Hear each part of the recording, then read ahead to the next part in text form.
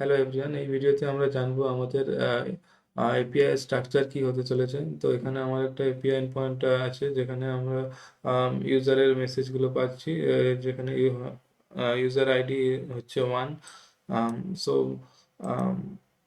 এই এপিআইটি আমি লিখলাম এই কোয়ারিটির মাধ্যমে, which is write an API endpoint that text user ID and return all the messages of that user.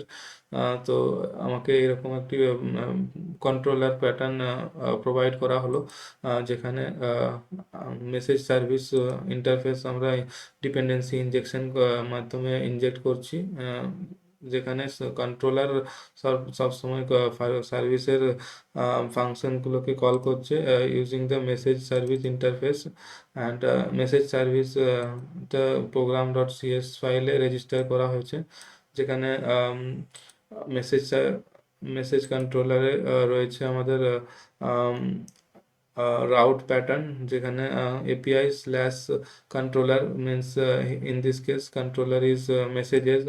তো route pattern is like this, যেখানে API slash messages slash user endpoint রয়েছে, and user ID হচ্ছে যেটা আমরা as a input provide করছি। এটা dynamic একটা value. তো এখানে আমি যদি 2 প্রোভাইড করি, তাহলে আমি সেই মেসেজগুলো পাচ্ছি, যেখানে ইউজার আইডি হচ্ছে 2। আর in the program.cs file, we are also registering this add controllers and map controller middlewares, যাতে আমরা ডাইরেক্টলি এই কন্ট্রোলারকে অ্যাক্সেস করতে পারি।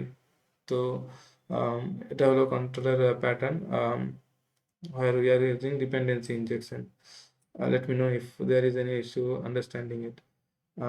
In the next video we will see how we can get data from the database.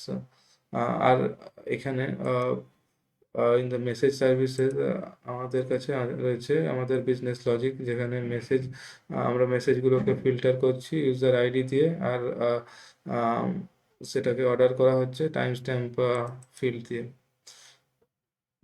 That's all.